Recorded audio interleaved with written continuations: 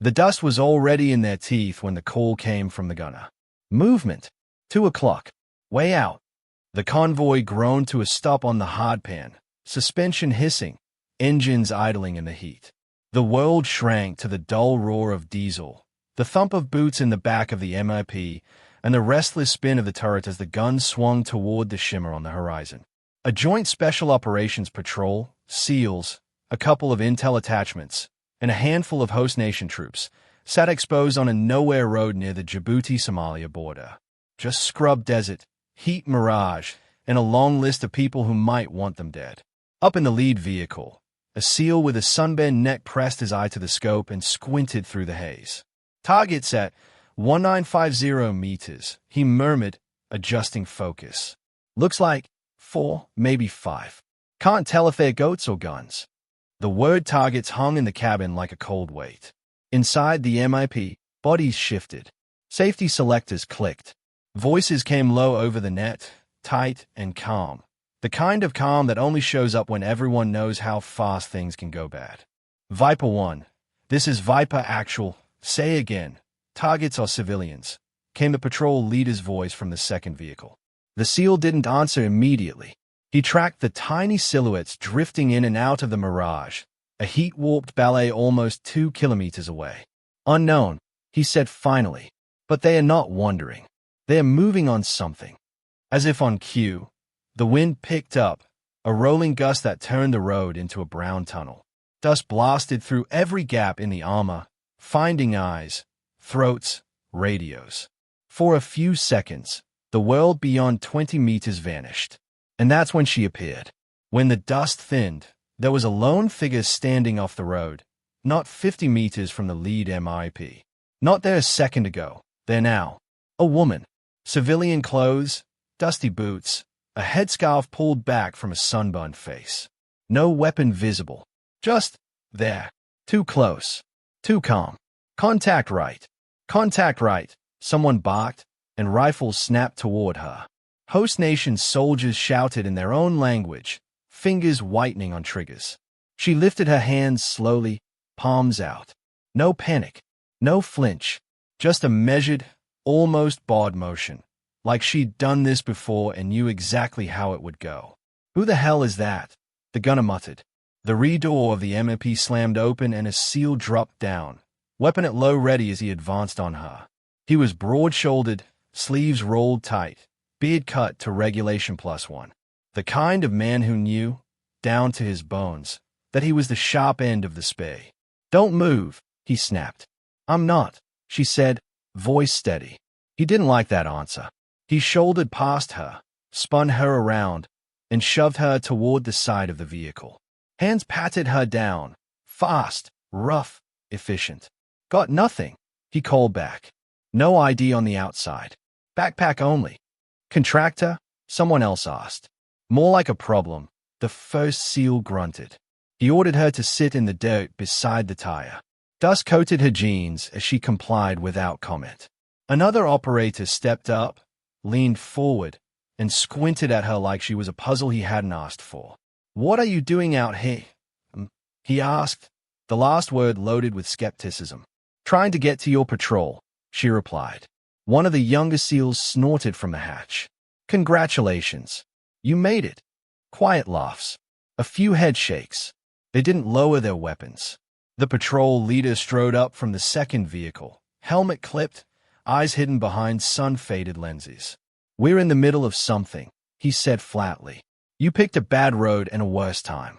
Who are you attached to? She met his gaze, unreadable. Dust swirled around them, the wind carrying the faint crackle of radios and the metallic clack of weapons being checked again. Right now, she said. Apparently, you. He exhaled sharply. Wrong answer. Search her bag, he ordered. Put her on the bench. I don't want her walking around my vehicles. She didn't argue when they pulled her up, when they tightened the restraints a little more than necessary, when they spoke around her instead of to her. To them, she was a liability that had dropped out of nowhere in the middle of a developing threat. To them, she was a problem.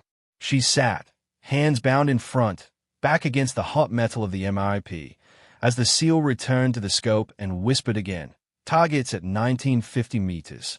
She didn't look afraid. Not of the rifles. Not of the distance. Not of the men who thought they were the only professionals on that road. Her name, on the email that nobody really read, was listed as Civilian Specialist, Interagency Targeting Cell. No rank. No branch. No photo. Just a line in a long annex of attachments for a mission brief the SEALs had skimmed on a tablet between flights. By the time the patrol leader had argued over comms about what to do with her, escort her back, leave her at a checkpoint, or send her in the next resupply, she was already mentally mapping the terrain. She didn't need a rangefinder. She'd learned to read distances when it still mattered whether you could call a mortar round within 10 meters in a crosswind. The slope of the ridgeline to the north, the way the scrub broke in a rough line, the shape of the dry wadi cutting across the ground like a scar, each detail slid into place without effort. The desert heat pressed on her, familiar and unwelcome at the same time. It reminded her of another place, another life. Years earlier, she'd worn a uniform that never quite fit right. Army, long before the contractor badge and government emails. She'd spent nights prone in the dust of Iraq, eyes glued to glass, whispering corrections into a radio while artillery and air answered her math. Before that, training ranges stateside, Fort Huachuca, obscure courses in long-range reconnaissance and precision fire support, schools where instructors cared more about whether you could do the job than what you looked like. Then the wars blurred together. Iraq, short rotations advising in the Philippines, a rough deployment attached to a joint task force chasing a target list that never got shorter. She didn't brag.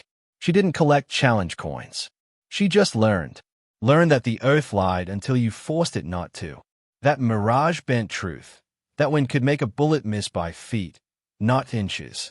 That if your numbers were wrong, people died. Back in the present, she saw one of the SEALs watching her from inside the MIP. He took in the plain ball cap, the faded hiking shirt, the lack of rank or unit patch. His eyes slid away with disinterest. Contractor, third country national, aid worker, some kind of intel thing. His mind put her in the easiest, lowest threat box and moved on. The patrol leader climbed back into the vehicle, still on the radio. I've got an unaccounted-for female claiming to be U.S. government. No escort, no comms, no visible ID. We're in the middle of a possible contact here, and she just walks out of the dust like she took a wrong turn at the PX. She kept her eyes on the desert instead of his frustration. Out beyond the mirage, the distant figures were growing sharper, resolving into a loose file of bodies moving along the folds of the terrain, not over the top of it. She noticed how they used the dips, how they vanished for seconds at a time. Trained, not shepherds. A gust of wind lifted her hair, stinging her eyes. Reflexively, she turned her face into it, feeling the direction, the speed, not as numbers at first, but as instinct. Later, if she needed numbers, they would come. She'd left active duty quietly, without a ceremony. No big farewell formation, no plaques. Just a final out-processing checklist, a handshake from a tired captain, and a seat on a flight home. The kind of exit that happened when people had seen enough and didn't feel the need to make speeches about it. When the civilian job offer arrived, interagency, low profile, lots of caveats, she'd taken it because the work was familiar even if the title wasn't. Embedded with partner forces, advising on targeting, helping people who still went out into dangerous places come home alive. Nobody advertised that kind of work. Nobody made recruiting commercials about the ones who stayed in the shadows with a laptop, a map, and a notebook full of coordinates. In the cramped MRAP, the SEAL seated across from her watched her again. She noticed his eyes flick to her hands. No tremor, no fidget, just stillness. "How do you end up out here?" he asked, half curious, half annoyed. "Lose your ride." She nodded once. It was close enough to the truth. "Checkpoint ahead if you got shut down faster than planned," she said. "They pushed me out with a promise you'd pick me up." He shook his head, a humorless smile tugging at his mouth. "Nobody told us." "I figured that out," she said. He took her calm for naivety, for not understanding how bad roads like this could get. for not having any idea what targets at 1,950 meters really meant. He didn't see the way her eyes kept tracking the horizon line every time the gunner called out a new range estimate. He didn't recognize the posture, loose shoulders, forward tilt, attention cutting past the vehicle walls to the terrain like she could feel it moving. He saw dusty boots and no patch. Nothing more. To them, she was an unexpected complication in a battle space already too complicated. Another variable. They didn't know she'd spent years living inside variables. Out on the horizon, the distant figures disappeared again into a low depression. She quietly counted seconds in her head. 3, 4, 5. Too long to be random. Her restraints flexed as she shifted her hands, just enough to rest her fingertips on the steel bench. The metal was hot. The numbers, if she needed them, were warmer still, coiled at the edge of memory. The patrol rolled forward again. Nobody had been briefed on the woman sitting quietly in the back. But the road they were driving into was exactly the kind of road she'd been hired to read. When the convoy lurched back into motion, she felt it through the bench before she heard the command. Armor rattled, gear clinked, and the MIP's heavy tires bit into the baked earth, throwing dust out in thick curtains behind them. They'd moved her to the rear bench, restraints still on, door gunner overhead, rifle barrels angled just enough in her direction to serve as a reminder. You're not one of us. Congratulations, the young SEAL across from her said over the engine noise. You get the scenic route. His patch showed a stylized trident and skull, the kind you buy at a PX or get in a team room. The confidence on his face was real, though. He'd earned that. He just hadn't earned the right to talk to everyone like they hadn't. Outside, the radio crackled. Viper actual. This is Viper 1. Target still at approximately 1850 meters. Still can't PID. The patrol leader's reply came tight. Copy. Maintain movement. Keep eyes up. ROE applies. We don't go loud unless we're sure. The man across from her tapped the side of the vehicle with his boot. Contractor shows up out of nowhere, right when we're about to have to make a call, he muttered to his buddy. Feels about right. Maybe she's here to tell us how to be more culturally sensitive, the other one joked, just loud enough for her to hear. Laughter bounced around the cabin. Quick, mean, a way to drain tension. She didn't rise to it. She let her eyes drift to the small armored window, watching the shapes on the horizon grow imperceptibly larger. The spacing between them wasn't random. The angles weren't casual. They moved like men who'd been told where to step and why. Your silhouette's too clean, she said quietly. The closest SEAL's head snapped toward her. What? Your vehicles, she clarified. You're riding the high ground. You're easy to range. If they've got anything heavier than PKMs, they won't even have to work for the first shot. He stared at her like she'd started critiquing his haircut. We're fine, he said. This isn't our first road trip. She glanced once at the window again. I didn't say it was. He shook his head and leaned back, clearly annoyed. Look, we've got it, he said. Just sit tight. Try not to fall out. The gunner called another range. 1750 now. They are drifting left. Might be paralleling us. The patrol leader ordered a brief halt for a map check. When the vehicle stopped, the interior went from vibrating tension to stillness. Heat settled in with a vengeance. Outside, boots hit the ground. The SEAL team clustered in the wedge between the two vehicles, bending over a tablet and folded map, talking in quiet, clipped phrases. Through the open rear door, she could see their shoulders, their gear, the way they formed a closed circle. Nobody signaled for her to join. She heard snippets through the engine noise. Could be smugglers. Or probing element. No air until they clear that medevac on the other side of the AO. QRF is over an hour out if we push that far east. The young SEAL by the door glanced back at her, then at the huddle. Hey, you need anything? He called to the patrol leader. From our guest. Negative, came the reply. She's along for the ride. We're not redesigning the op around a walk-in. He turned back to her and shrugged. Orders are orders. She took a breath, felt the hot air burn in her chest. She knew better than to push. The wrong word could get her left at the nearest coalition checkpoint, or just frozen out until it didn't matter what she knew. Still, There was a line between survival and silence. When the huddle broke and the team started to move back to their positions, she called out, voice level. "Your range is off," she said. The patrol leader paused on the step, one boot in the vehicle, one still in the dust. "Excuse me. Your man's been calling 1950, then 1850, she said, nodding toward the horizon. "It's closer than that. You're reading the mirage instead of the ground. The angle on that waddy puts them around 1500 in closing." One of the operators rolled his eyes, unable to help himself. "Oh, we got a sniper now," he said. "What? You watch a lot of movies?" She looked at him, unamused. "I watch Terrain," she said. "Yours and theirs." The patrol leader's jaw flexed. His team's reputation, his authority, and the invisible schedule ticking away on the mission all pressed in at once. "We've got a rangefinder," he said. "We'll stick with that." "Your rangefinder's giving you what the heat wants you to see," she replied, still calm. "You keep thinking they're farther than they are. You'll be surprised when they aren't." The silence in the vehicle tightened. The young SEAL snorted, unable to resist. "Yeah, okay. That's cute." "Man, she's probably USAID," the other muttered. "Worried we're going to violate some line of sight agreement." She let their words pass over her, but her gaze didn't leave the horizon. The convoy rolled forward again, this time a little more cautiously, spacing adjusted, guns elevated. Radios chatted back and forth as they tried to get updated info from higher. No luck. The air picture was clogged. Everyone on the net had their own problems. The unknown group out there adjusted too. "Now they are splitting," the gunner called. "Still around 15, 14.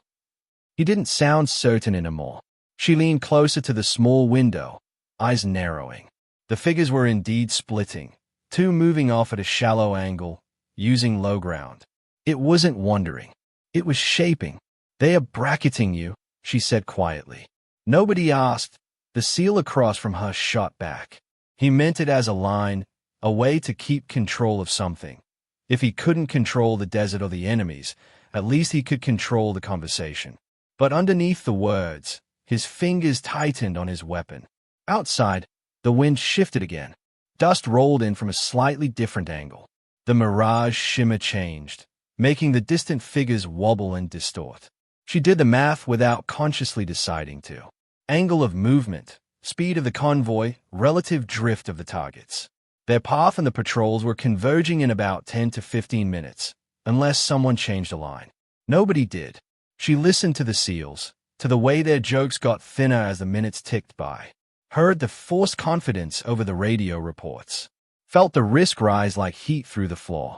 Arrogance, in places like this, didn't usually look like someone pounding their chest and shouting. It looked like well-trained men assuming that their experience, Navy, special operations, deployments behind them, meant they couldn't be outread by a stranger in dusty civilian clothes. She, on the other hand, had no illusions. She knew very well how often the desert didn't care who had better stories. The first real crack in their confidence came 10 minutes later. "Viper actual. Higher just pushed," the radio operator called inside the MIP. "Second element is delayed. Vehicle issue. They're not making the link-up on time." The patrol leader swore under his breath. The plan had assumed another friendly convoy would be closing the gap from the other direction, a loose pincer of presence that tended to discourage ambushes. Now it was just them, a small package on a long road with sketchy support. "What about A?" he asked. "Negative," came the reply. "ISR is off refueling, and the closest fast movers are tied up on another tasking. We're on our own for at least 30 minutes, in this terrain, with hostile movement within visual range." He chewed on that, eyes drawn instinctively to the horizon. "Range," he called. The gunner's answer lacked its earliest certainty. 13, maybe 1200 meters. "They keep dropping in and out of the low ground." "PID yet?" the leader pressed. "Negative. No clear weapons. Just movement." The road dipped ahead, a shallow basin where the vehicles would have to go down before climbing back up. High ground on both sides. Classic. Everyone in that convoy had seen enough training slides to recognize the picture. The patrol leader keyed his radio. "Viper, we're halting before the basin. I want eyes on those movers again before we commit. I don't like this." The vehicles rolled to a stop, suspensions creaking. Dust billowed around them and then settled into an oppressive, muffling cloud. Engines idled low. For a moment, nobody spoke. The patrol leader stepped out again, climbing to the top of the MIP to borrow the gunner's scope. He pressed his eye to it, scanning. The distant figures were harder to see now, using folds of ground to mask their approach. Beside the vehicle, still on the bench, she watched him. She knew that posture too, the mix of professional caution and the quiet, creeping doubt that maybe, just maybe, something important had been missed 5 minutes ago. She decided that was the moment. "Can I see the glass?" she called up. The patrol leader glanced down, annoyed. "We're a little busy. You're about to drive into a bowl with at least one unknown element sliding along your flank," she said. "Your other support isn't coming. You don't know how far away they are, and your estimates have been off by hundreds of meters. You're not busy. You're late." The words landed harder than any rank could have made them. The gunner shifted his weight. The patrol leader hesitated, then handed the scope down to a SEAL on the hood. The man hopped down, clearly unhappy about it, and walked it over. He held it just out of reach, like he might still pull it back. "You break it, you buy it," he said. She ignored the joke and brought the scope up, resting it against the edge of the MIP doorframe. She adjusted focus, braced her elbows, and let her breathing settle. The world narrowed to crosshaze and heat waves. The distant figures popped in and out of view as they moved through the depressions. "Your reference point is wrong," she said without looking up. "You're ranging off the shimmer above the ground, not the ground itself." "You got magic eyes?" the SEAL asked. "Angle off the waddy lip," she said. "See that shadow line? That's solid ground, not air. You line your stadia with that instead of the mirage, you'll stop lying to yourself." The patrol leader was watching now, expression guarded. She made a few quick adjustments, then spoke, her voice taking on a clipped cadence that felt like sliding into an old uniform. "Primary element is at approximately 100 meters and closing. 2 offshoots using the western low ground, likely trying to set up a crossfire or cut your egress. They are not wandering. They are shaping." She lowered the scope just as one of the distant figures broke from the group, moving exactly where she'd expected, toward a narrow cut in the terrain that offered cover and a good angle on the basin road. "They're going to stop in about 30 seconds, she said. "Right side, near that broken rock outcrop. That's where you'd put a gun. You don't even need to see it to know that." The SEAL beside her started to say something, then stopped as, on the horizon, the figure indeed halted near the rocks and dropped out of sight. The patrol leader's jaw clenched. "How the hell did you?" the young SEAL began. "It's math," she said simply. "Speed, time, terrain. That's all." For the first time since she'd arrived, nobody laughed. Nobody rolled their eyes. The patrol leader dropped back down beside the MIP, close enough now to see the fine lines at the corners of her eyes, the sun damage on her skin, the way she held herself, relaxed, but anchored. "You said you were trying to get to our patrol," he said. "Who do you work for, exactly?" She met his gaze without flinching. "Today? You." Not an answer, and exactly the answer he needed. He looked toward the basin again, then back at the horizon, then at the woman who just called an enemy's move to the meter. "All right," he said finally, decision settling into his voice. "What would you do with this picture?" The question shifted something in the air. The SEAL's necktie stiffened, not out of offense this time, but because they knew what it meant when the man in charge asked someone else to take the whiteboard marker. She didn't grandstand. She didn't preface it with rank or history. She just spoke. "You're about to drive your entire convoy into a low spot with limited lateral movement," she said. "They've got at least one potential gun position on your high right, likely another trying to loop on your left, and no friendly element closing behind them to complicate their plan. They are betting on you staying on the road." To avoid IEDs, one of the SEALs cut in. "Right," she said. "So you can either do what they predicted, or you can change the math. Shift off the obvious path. Take the terrain there assuming you won't risk, and either break contact or set your own angles. She handed the scope back. Calm. The desert doesn't care what patch you wear, she added, but it will respect your geometry. For a long second, nobody spoke. Then the patrol leader keyed his radio. Viper, this is actual, he said. We're modifying our route. Stand by for grid update. Mockery was gone. In its place was something heavier, the realization that their picture of the fight had just come into sharp focus, and the person holding the lens wasn't any of the men who'd been so sure of themselves 10 minutes ago. They didn't hand her the whole operation. That's not how it worked. Not out there. Not with that mix of units. But they did start listening. The convoy shifted off the straight line into the basin, angling instead toward a shallow, rock-strewn rise that offered partial cover and a less obvious approach. It meant threading closer to some ugly stretches of ground, but it also meant they wouldn't be framed perfectly for anyone who'd set up a heavy weapon on the expected route. Keep interval tight here, she advised quietly. You stretch out, they'll peel you off one by one. You bunch up, they can't isolate you as easily, and they're not going to waste a big-ticket asset on a tight knot unless they're sure of the kill. The patrol leader relayed trimmed-down versions of her suggestions over the radio, never saying where they came from. Pride had its limits. Survival had fewer. Gunners scanned harder now, their movements more deliberate, angles adjusted to cover the low ground she'd identified. One SEAL shifted his machine gun to a new position on the MRAP roof at her suggestion, anticipating where a flanking element would naturally appear. The unseen enemy adapted as well. Left side, new movement, the rear vehicle called out. Single runner, using the drain cut. There, she said, pointing through the small armored window. They are trying to get elevation on your rear right. If they fix you from the front and chew at your back, you'll be boxed. We're seeing that, thank you, the young SEAL muttered, but there was no bite in it now. Just nerves. Then you know you need to control the timing, she replied. You let them pick it, you're on defense. You pick it, you're not. Once, long ago, she'd sat in a dark tent with a red-lensed lamp and a map, explaining similar geometry to a Thai platoon leader who kept rubbing his eyes. That night had ended with a platoon walking away from a kill zone they were never supposed to notice in time. She inhaled slowly and let the memory bleed into the present, into the numbers. 2 probable gun positions, she said. 1 front right, 1 circling to rear left. Range is closing to under 1,000.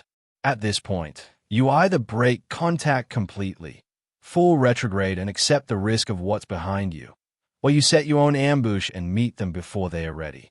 The patrol leader's voice cut across the net. All Viper elements, prepare to execute hasty contact. We are not waiting for them to get comfortable. He turned to her, eyes searching. You ever run a hasty like this? A few, she said. Show me, he said quietly. He didn't mean physically. He meant, tell me where to put my people so they don't die. She spoke in the same clipped, technical cadence that had once crackled over radios in 2 different wars. Use that rise as your anchor, she said, nodding toward a low ridge of stone and hard-packed dirt. Reverse slope your dismounts. Pull your vehicles just short, guns covering the approaches, not the horizon. They are closing in on what they think is your path. You stop short, they overrun your forward positions instead of hitting your flanks. He nodded slowly as the shape of it formed in his head. Fields of fire, he asked. She gestured, bound hands limited but precise. Primary gun covering the waddy lip, 30-degree arc secondary watching that drain where the runner disappeared. Rifles overlapping. You don't skyline yourself. You make them guess where you are until it's too late. Orders flowed. Vehicles repositioned with a series of short, controlled moves. Dust kicked up, then settled as engines dropped to idle. The desert held its breath. Range now, the patrol leader asked. The gunner took another look, adjusted his scope based on her earlier correction. 850, maybe 875, he said. They're almost at the waddy edge. All right, she said. You've got maybe 1 minute before they poke their heads up to confirm position. When they do, you don't let them finish the thought. She didn't pick up a weapon. That wasn't her role on this patrol. But when she shifted on the bench, the hem of her sleeve rode up just enough to expose a small, faded tattoo on the inside of her wrist, a circle broken by a single arrow, numbers etched in microfine script along the arc. The patrol leader saw it and froze for half a second. He knew that symbol. It wasn't common. It belonged to a small, long-ago group, long-range recon and targeting specialists who'd worked ugly jobs in dusty places before most of his team had their first deployment. A unit folded into other units, its name scrubbed from PowerPoint slides but not from the memories of the few who'd relied on them. "You were with," he started. She pulled the sleeve down, not bothering to hide the motion. "I was with people who did this kind of work," she said. "A long time ago." It was answer enough. On the horizon, the first head popped up, just a sliver, just long enough for a man to try to make sense of what he was seeing. The waddy lip that should have framed a convoy in the basin now showed nothing but an empty stretch of road and a ridge slightly closer than expected. "Now," she said. The patrol leader didn't hesitate. "Contact front. Weapons free." The desert exploded. Gunfire cracked, sharp and controlled. The MIP's machine gun thundered in short, disciplined bursts, walking rounds along the waddy lip where the first head had appeared. Dismounted rifles from the reverse slope added their own precise snaps. Not wild, not panicked. They weren't shooting at shapes. They were shooting at geometry she'd already solved. A second figure broke from cover, trying to sprint back along the low ground. He was met by an intersecting line of rounds from the secondary gun, exactly where she'd said he would be. The enemy's plan didn't survive contact. It rarely did, but this time it collapsed faster than they'd anticipated, because their timing had been stolen. Through it all, she sat on the bench, shoulders pressed against the hot metal, listening. The cadence of fire told her more than any radio could. She could hear when they were shooting too fast, too slow, when someone's barrel drifted left or right. Shorter bursts. She called out once. "You're walking high. Drop a hair." The machine gun corrected. The beat of the fight shifted slightly, like a song returning to tempo. Within minutes, the contact tapered off. A few last desperate shots cracked from the low ground, answered by precise fire. Then, nothing but ringing ears, the smell of burnt powder, and the buzz of flies already curious about the noise. Silence settled in, heavy and thick. "Cease fire," the patrol leader ordered. "Maintain security. Check ammo. Check buddies." The SEALs moved with professional efficiency. Eyes still on sectors, bodies still taut. Some adrenaline leaked out as nervous half-laughs and muttered curses. The young SEAL who'd mocked her range estimate earlier glanced at her, then away, then back again. His mouth open like he wanted to say something, but whatever it was died on his tongue. Respect didn't always come with apologies. Sometimes it came with silence. Later, after a cautious sweep confirmed no immediate follow-on threat, a small command element arrived from a nearby forward site. A senior officer and his staff, dust on their boots, radio still glued to his hand. He listened to the patrol leader's quick debrief beside the MIP, nodding as he heard about the unexpected contact, the adjusted route, the preemptive engagement. "And who made the call on the geometry?" the officer asked. The patrol leader hesitated only a second. "She did, sir," he said, inclining his head toward the woman by the vehicle. The officer turned, eyes focusing on her like he was seeing her for the first time. As he stepped closer, her sleeve shifted again, revealing the tattoo. This time, there was no missing it. The officer stopped. "I haven't seen that mark in a while," he said quietly. There was something in his voice, a ghost of nights and names that didn't get written down. "You were them back when they were still running out of ballad." "Some of us rotated through," she said. "Sir." The SEALs nearby blinked. "Sir." She hadn't used that word once since they'd met. The senior officer nodded slowly, the pieces clicking into place. "Well," he said, "that explains the numbers." He didn't make a speech. He didn't trot out her record or list old operations. He just clapped the patrol leader once on the shoulder. "Good call." Listening to her, he said, "Some of those folks forgot more about range cards than we ever learned." It was a simple sentence. Simple sentences can rearrange a room. The doubters didn't say anything. They didn't have to. Their silence, their straightened shoulders, the way their eyes lingered on her a beat longer than before. That was the reversal. Respect, and the only way it ever really counts out there, in the space between danger and the drive home. By the time the convoy rolled back toward their forward sight, the sun was angling down, turning the desert from bleached white to muted gold. The lights softened. Nothing else did. Inside the MIP, the seating looked the same. She was still on the bench, gear at her feet, rifle racks and medical bags lining the walls. But the way the air felt around her had changed. Water, the young SEAL across from her asked, offering a half-full bottle. Earlier, he would have tossed it. Now he handed it. Thanks, she said, taking a measured sip. He cleared his throat. Your range call, that was solid. It wasn't much, but from a man who'd spent a career around other men who did not hand out compliments lightly, it was more than enough. Another operator leaned in slightly. That unit, he said, nodding toward where her tattoo was covered. My first platoon sergeant used to talk about them, so they could look at a hill and tell you where you were going to die if you weren't careful. She gave a faint, tired smile. We stole most of our best lines from artillery chiefs and grunts who'd been around longer than us. The patrol leader sat near the front, helmet off now, radio clipped to his vest. He turned back once, met her eyes, and gave a small nod. Appreciate the assist, he said simply. Appreciate you listening, she replied. No medals, no ceremony, just professionals acknowledging another professional. Back at the forward sight, things didn't turn into a movie. Nobody lined up to shake her hand. Nobody ordered a formation in her honor. She stepped off the MAP, signed the paperwork some admin NCO shoved in her direction, and carried her small bag toward a tent that looked like every other tent. But little things shifted. At the evening brief, someone slid over on the bench to make room for her near the map. When the route for the next day's patrol came up, the patrol leader looked her way. Thoughts? He asked, like it was the most natural thing in the world. She pointed out a blind rise, a dead space behind a cluster of rocks, a wadi that didn't show on the satellite imagery but would still steer movement. They listened, not because a senior officer had told them to, because the desert had. Out beyond the HESCO walls, the same wind blew, the same dust rose, and somewhere, other convoys move along other roads with their own unbriefed specialists on board, people with quiet skills and long histories that didn't fit on a slide. The narrator's voice, if you were watching this story unfold on a screen, would soften a notch.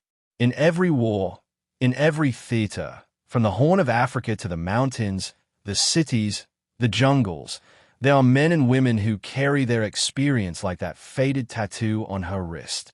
Not hidden, exactly, just not advertised. They don't argue with the loudest voice in the room. They wait for the moment when the numbers matter and then they speak up. Once. Sometimes, people listen in time. Sometimes, they don't.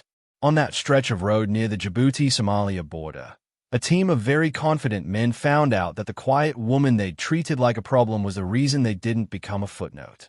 The story doesn't end with her promoted, or transferred, or paraded. It ends with her doing what she came there to do, walking into the planning tent the next day, sitting down with a notebook, and tracing lines across another map. Because for the quiet professionals, the reward isn't applause. It's the simple, stubborn fact that everyone went home who was supposed to. And if this story hit a nerve, if you've ever been the one nobody listened to until the math stopped lying, well, you already know. The most dangerous people on the battlefield are rarely the loudest ones in the room.